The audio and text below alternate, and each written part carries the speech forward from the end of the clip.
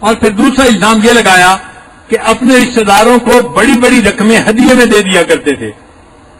بھئی بندہ ان سے پوچھے اگر بیت المال کا پیسہ ہدیے میں دیا ہے تو اعتراض کی گنجائش نکلتی ہے کہ خلیفہ وقت نے صحیح فیصلہ نہیں کیا.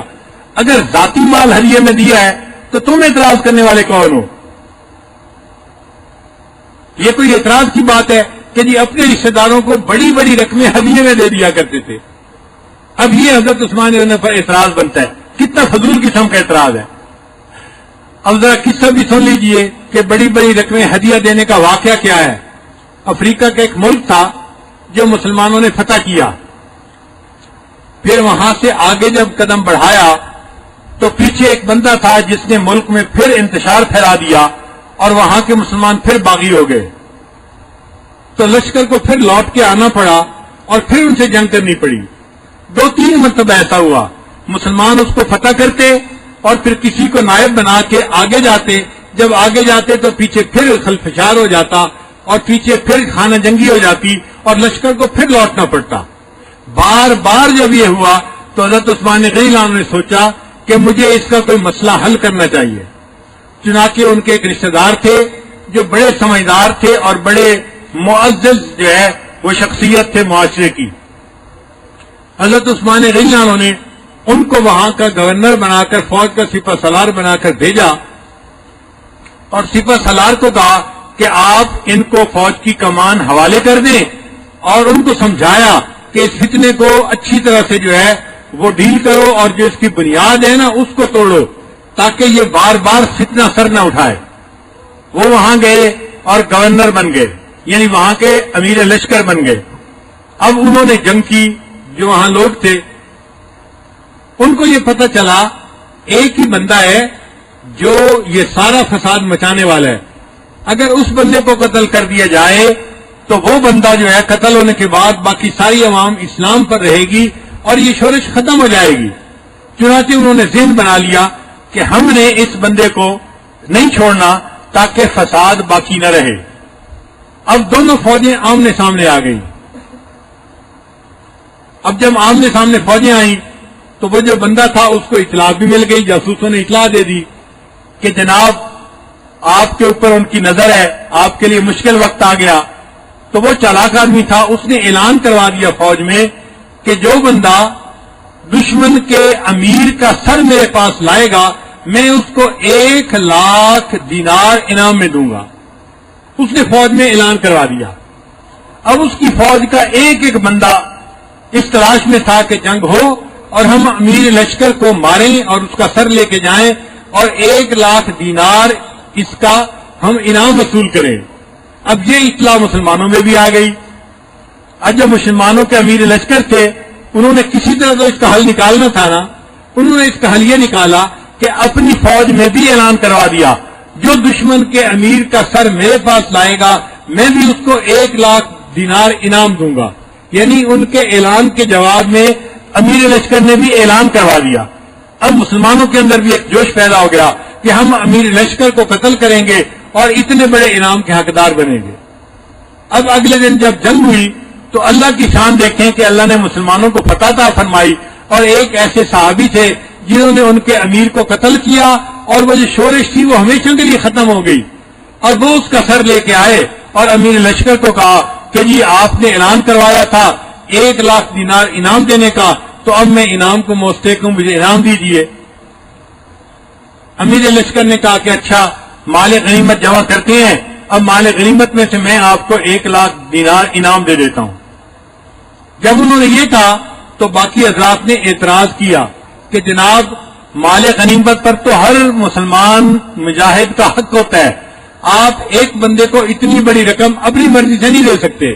تو ایک فقہی مسئلہ درمیان میں آ گیا. وہ کہتے تھے کہ دیکھو میں نے اس لیے اعلان کروایا تھا کہ اس نے میرے لیے اعلان کروایا تھا اور میرے اعلان کی برکت سے وہ قتل ہو گیا, شورش ختم ہو گئی, اللہ نے اسلام کو فتح عطا فرمائی. اب میں اپنی طرف سے تو نہیں دے سکتا تو میں تو مال غنیمت میں ہی دے سکتا ہوں. دوسرے صحابہ کہتے تھے کہ آپ نے اعلان کروایا یہ آپ کا عمل ہے مگر آپ بیت المال میں سے نہیں دے سکتے, بیت المال میں سب کا حق ہے. ایک مسئلہ کھڑا ہو گیا. اب یہ مسئلہ سیدنا عثمان غنی کے پاس پہنچا کہ حضرت امیر لشکر نے اعلان کروایا تھا 1,00,000 دینار انعام دینے ہیں، یہ کہتے ہیں میں مال غنیمت میں سے دیتا ہوں، اور دوسرے لوگ اعتراض کرتے ہیں کہ نہیں دے سکتے، اس میں ہر بندے کا حق ہے، ہر بندے میں سے جب تک ہر بندہ اجازت نہیں دے گا نہیں دے سکتے آپ۔ حضرت عثمان غنی کے سامنے ایک مسئلہ پیش ہوا، حضرت عثمان غنی نے اب اس کا بہترین حل نکالا۔ وہ بہترین حل کیا تھا کہ عثمان غنی نے فرمایا کہ ٹھیک ہے ہم وہ انعام بیت المال کے مال میں سے نہیں دے سکتے، لیکن آفٹر آل جو بندہ مطالبہ کر رہا ہے کہ اعلان کیا گیا مجھے انعام ملنا چاہیے، اس کا مطالبہ بھی ٹھیک ہے۔ حضرت عثمان غنی نے اپنے ذاتی مال میں سے 1,00,000 دینار اس امیر لشکر کو ہدیہ دے دیا جو رشتہ دار تھا، اور اس نے اس بندے کو پے کر دیا اور مسئلہ حل ہو گیا۔ اتنی خوبصورتی سے مسئلہ حل کر دیا گیا، بجائے اس کے کہ حضرت عثمان غنی کی شہرت کی جاتی اور ان کی تعریفیں کی جاتی۔ تاریخ والوں نے کتاب میں لکھا عثمان لانو اپنے رشتہ داروں کو بڑی بڑی رقمیں ہدیہ دے دیا کرتے تھے۔ اب آپ بتائیے کہ اس اعتراض کا کیا کوئی حق بنتا ہے؟ ان اعتراض کرنے والوں سے کوئی پوچھے بھئی تم معاملے لگتے ہو؟ حضرت عثمان غنی کا اپنا مال تھا، انہوں نے جس کو چاہا ہدیہ دیا اور انہوں نے مسئلے کو اچھے طریقے سے حل کیا، اعتراض بھی نہیں بنتا، بلکہ ان کی تعریف کرنی چاہیے۔ وہ کتنے اچھے خلیفہ تھے کہ جنہوں نے اپنی قربانی دے کر اس مسئلے کو حل کر دیا، بجائے تعریف کرنے کے جو دشمن لوگ ہوتے ہیں وہ نقطے نکال رہے ہوتے ہیں اعتراضات کے۔ تاریخ کی کتابوں میں لکھ دیا گیا جی وہ اپنے رشتہ داروں پہ بڑی بڑی رقمیں خرچ کر دیا کرتے تھے۔ چنانچہ خلافت ملکویت کتاب میں بھی یہ 2 اعتراض لکھے گئے، ایک اپنے رشتہ داروں کو بڑے بڑے عہدے پیش کرتے تھے اور اپنی رشتہ داری اپنے رشتہ داروں کو بڑی بڑی رقمیں ہدیہ کر دیا کرتے تھے۔ اب آپ بتائیے ان اعتراض کی کیا اصل اور کیا حقیقت ہے؟ اللہ تعالیٰ ہمیں سیدنا عثمان غنی کے ساتھ سچی محبت عطا فرمائے اور ہم قیامت کے دن ان کے وکیل بن کر کھڑے ہوں، ان کی صفائی پیش کرنے والے بنے۔ آپ کے اوصاف لوگوں کو سنا دیتا ہوں میں، 4 جانب ایک خوشبو سی اڑا دیتا ہوں میں فقیر بے نوا ہوں، میری دولت شاعری، آپ پر اپنی یہی دولت لٹا دیتا ہوں میں۔ آپ کا روشن حوالہ پڑھ کے بہر احترام اپنے اس بے نور سینے سے لگا لیتا ہوں میں۔ آپ کی تعریف میں جب شعر کہتا ہے کوئی، صبح کے چہرے سے پھر پردہ اٹھا دیتا ہوں میں۔ ہر طرف ایک چاندنی محسوس ہوتی ہے مجھے، آپ کی یادوں کا جب منظر سجا دیتا ہوں میں۔ آپ کا جب نام لیتا ہوں زبان پر بار بار،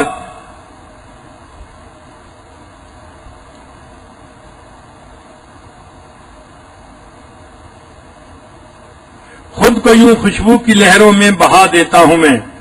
اللہ تعالیٰ ہمیں اس ہستی کی سچی محبت عطا فرمائے جو اتنے باحیا تھے کہ ان سے اللہ کے فرشتے بھی حیا کیا کرتے تھے، جنہوں نے بشریت کو پاک دامنی کے اس نقطے تک پہنچایا کہ جہاں اللہ کے فرشتے بھی ان سے حیا کرتے تھے، جنہوں نے 2 ہجرتیں کی، جن کے ہاتھ کو نبی الاسلام نے اپنا ہاتھ فرمایا اور جن کو ذی-النورین بننے کا شرف حاصل ہوا۔